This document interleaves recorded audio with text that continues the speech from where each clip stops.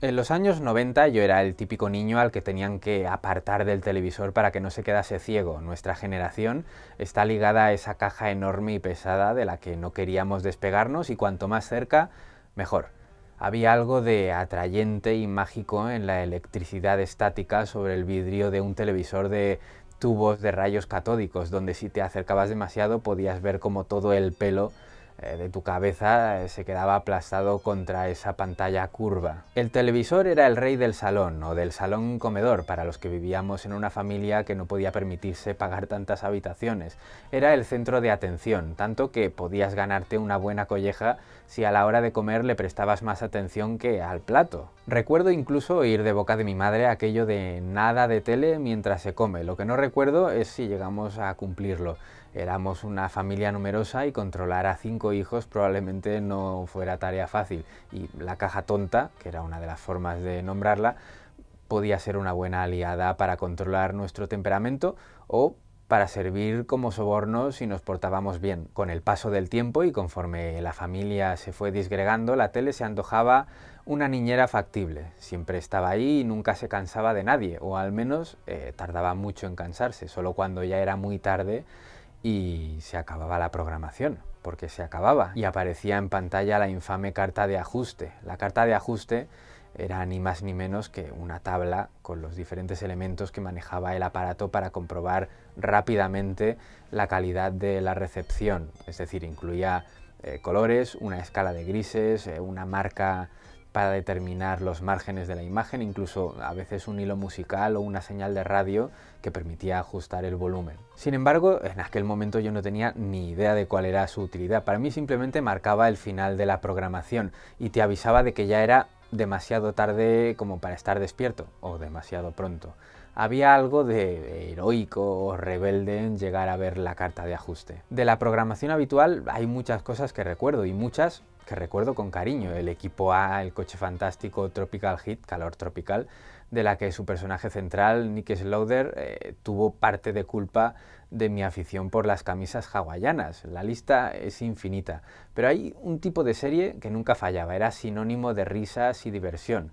Las comedias de situación o sitcom, como las llaman en Estados Unidos, El Príncipe de Bel-Air, Primos Lejanos o su spin-off más exitoso si cabe que el original, Cosas de Casa, la serie de Steve Urkel para los asiduos, quien no terminaba llamando a las series por el nombre de su personaje más carismático, ¿no?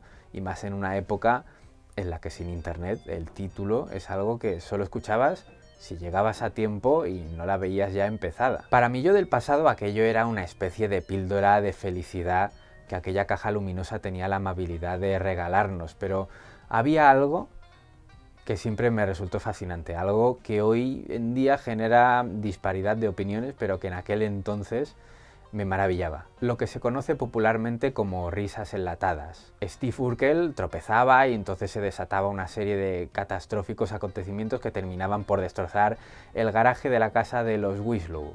Para colmo, un bote de pintura caía en la cabeza de Carl, el padre de familia, que además tenía problemas para controlar la ira. En ese momento, Urkel soltaba su habitual chascarrillo, decía, ¿he sido yo? Con esa mirada inocente que le caracterizaba. Entonces ocurría algo maravilloso. Tú reías y la tele reía contigo.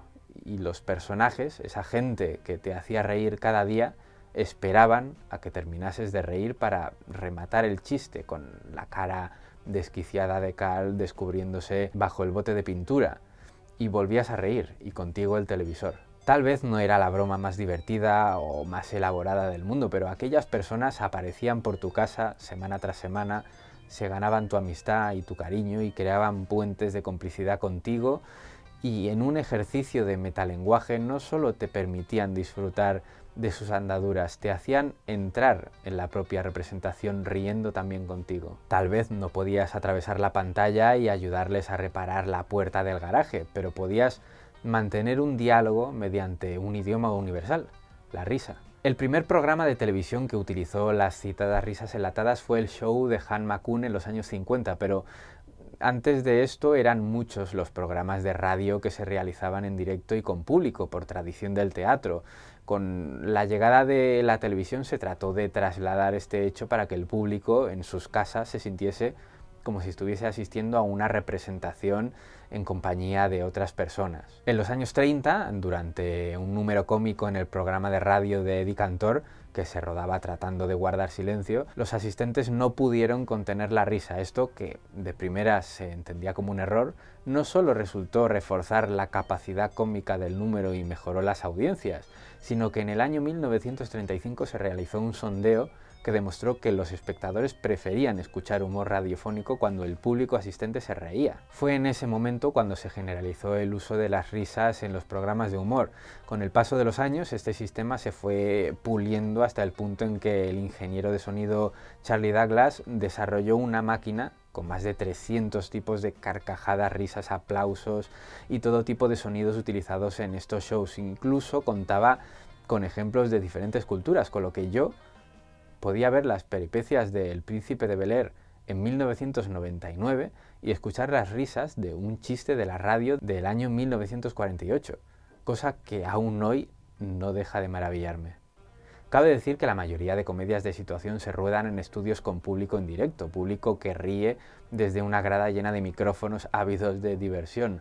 Los estudios responsables de las comedias de éxito como Big Bang Theory abren sus puertas para que de forma gratuita cualquiera pueda ir y dejar constancia de sus risas durante el rodaje de los episodios, no solo para ser incluidas en el momento correspondiente, sino para ser enlatadas y que tal vez dentro de 50 años nuestras carcajadas hagan compañía a alguien que lo necesite.